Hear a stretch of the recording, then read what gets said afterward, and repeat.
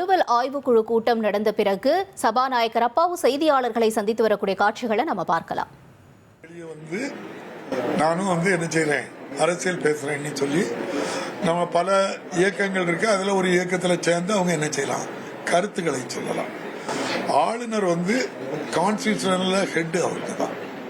அவங்களே இந்திய அரசியலமைப்பு சட்டம், இந்த சபையினுடைய மாண்பை மதிக்க வேண்டியது அவங்க கடமை. அவங்களுக்கு கொடுக்கப்பட்ட பணியை தாண்டி அது உள்ளுக்குள்ள பேசுறது மரபல்ல, அதை நம்ம அனுமதிக்க முடியாது. அப்படிப்பட்ட தொடக்கம் வந்ததுனாலதான் நாம எழுதுறோம்.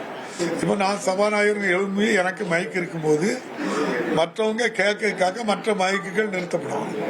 அதே போலதான் அவங்களுடைய மைக் அப்போ ஒர்க் பண்ணிருக்காம இருந்திருக்கும். அது மரபு தராது.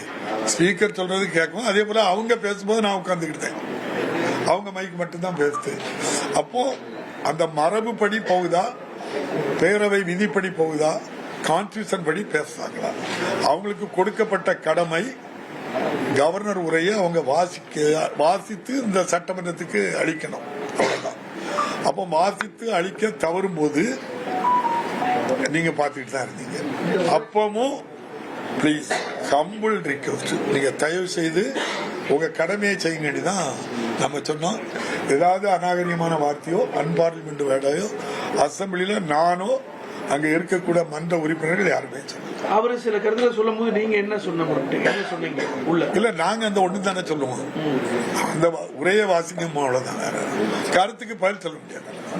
அவங்க கருத்து 234 பேர் தான் கருத்து சொல்ல முடியும், வேற யாரும் கருத்து சொல்ல முடியாது. முதலமைச்சர் ஒரு முக்கியமான விஷயத்தை சொல்றாங்க. அதாவது ஆண்டு தொடக்கத்துல கவர்னர் உரைங்கிட்டு ஒரு அம்சம், ஒரு மரபு சட்டசபையில் இடம்பெறுது. அது இப்போ வேண்டான்னு நினைக்கிற அளவுக்கு கொண்டு அது சம்பந்தமா தீர்மானம் எதுவும் இந்த கூட்டத்தொடர் அரசு முடிவெடுக்கும். அரசு தான் முடிவெடுக்கும். அதெல்லாம் நிறைய வரும்.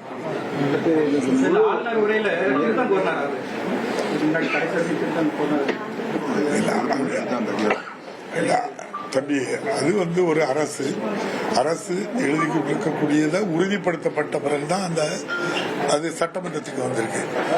எல்லாரும் இருக்கல, நான் ஒன்னும் கேட்க, நீங்க கேளுக்கலாம்.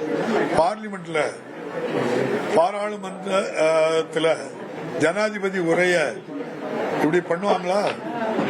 சொல்லுங்க, நீங்க தான் சொல்லணும். துணை ஜனாதிபதி தன்கர் ஐயாவுக்கு என்ன நிலை ஏற்பட்டு அவர் என்ன குற்றம் பண்ணார்? ஒண்ணுமே பண்ண. அப்ப உங்களுக்கு ஒரு நியாயம், எங்களுக்கு ஒரு நியாயம், அதை கேட்க முடியுமா? அதெல்லாம் நிறைய விஷயங்கள் இருக்கும். அதை என்ன செய்ய முடியாது, அசம்பிளிக்குள்ள பேச முடியாது. எங்களுக்கே 100 கருத்து இருக்கு, நாங்க என்ன சொல்ல முடியாது? இப்ப இந்த அரசுக்கு எவ்வளவு நெருக்கடி கொடுக்குறாங்க. நீங்க அன்னைக்கு சட்டமன்றத்தில் நீங்க வாசிக்கும் போதே நீங்க பார்த்துருப்பீங்க. சமக்கர சிக்ஷா அபியான், கல்விக்கு 2 லட்சம் டீச்சர்ஸ் விவகாரம் 3548 கோடி ரூபாய் தரல. ஜல்ஜீவன் திட்டம் 2 வருஷமாட்டு 3112 கோடி ரூபாய் தரல. அதே போல 2வது மெட்ரோ திட்டத்துக்கு 9500 கோடி ரூபாய் தரல. அதே போல அந்த பெரும் துயர சம்பவங்கள் நடந்ததுக்கு, இயற்கை பேரிடருக்கு 37,000 கோடி ரூபாய் தரல. 55,059 கோடி ரூபாய் தர வேண்டிய பாக்கி இருக்கு. இதுவரை ஊரக வேலைவாய்ப்பு திட்டம் கிட்டத்தட்ட 10,000 கோடி ரூபாய் அவங்க தருவாங்க. அது 90-10ங்கிற முறையில பண்ணுவாங்க. இப்ப இந்த தடவை என்ன சொல்லிட்டாங்க, 6,000 கோடி ரூபாய் தர மறுத்துட்டாங்க. அப்படின்னா என்ன அர்த்தம்? இதுவரை வேலைய தேர்ந்தெடுக்கிறது அந்தந்த பஞ்சாயத்து வேலை செய்யற மக்கள். இப்போ ஒரு பஞ்சாயத்துல இருந்து இன்னொரு பஞ்சாயத்துல இருக்கு போன்னு சொன்னா யாரு போவாங்க? ஆளுநர் உரையில அப்ப இவ்வளவு இந்த அரசுக்கு இவ்வளவு நெருக்கடி கொடுத்த பிறகும் நாங்க இந்த நலத்திட்டங்கள், ஏழைக்கு 1,31,00,000 பேருக்கு மாதம் 1000 ரூபாய் கொடுக்கிறோம். காலை சிற்றுண்டி 20 லட்சம் பேருக்கு கொடுக்கிறோம். 12 லட்சம் பேருக்கு மாதம் 1000 ரூபாய் உயர்கல்விக்கு கொடுக்கிறோம். மக்களை தேடி மருத்துவம் கொடுக்கிறோம். இவ்வளவு வெல்ஃபேர் ஸ்கீமையும் என்ன செய்யிட்டு இருக்கோம். இவ்வளவு நெருக்கடிக்கு இடையிலையும் பண்ணி 2003 தமிழ்நாட்டில், 2004 இந்தியா முழுதும் வாஜ்பாய் அவர்கள் பிரதமராக இருக்கும்போது, தமிழ்நாட்டில் மாண்புமிகு அம்மையார் ஜெயலலிதா அவர்கள் இருக்கும்போது பழைய ஓய்வூதியம் நிறுத்தப்பட்டது. இந்த புதிய ஓய்வூதியத்தை நிறுத்திட்டு எத்தனை வருஷத்துக்கு பிறகு நம்முடைய மாண்புமிகு முதல்வர் நம்முடைய அரசு ஊழியர்கள், ஆசிரியர்கள், பணியாளர்களுடைய பழைய ஓய்வு திட்டத்தையும் கொடுத்து ஃபேமிலி பென்ஷனையும் கொடுத்து அவங்களுக்கும் ஃபேமிலி பென்ஷனுக்கும் படி என்ன கொடுத்தாலும் அதுவும் உண்டு சொல்லியிருக்காங்க. நீங்க எல்லாம் சொல்லணும்ல தம்பி, இவ்வளவு நெருக்கடி இதுல ஒரு அரசு செயல்படுது. எவ்வளவு ஜனநாயகத்தோடு நம்ம அவங்கள போய் நேரில் போய் சபாநாயகர் போய் கூப்பிட்டு நானும் செக்ரட்டரியும் வாங்கன்னு சொல்லி வந்திருக்காங்க. ஏதாவது குறை வச்சமா சொல்லுங்க, இதுல எந்த குறையும் வைக்கல. அவ்வளவு கண்ணியமா. இதனால தமிழக சட்டமன்ற மாண்பு மட்டும் இல்ல, தமிழ்நாட்டின் மாண்பும் காப்பாற்றப்பட்டிருக்கு.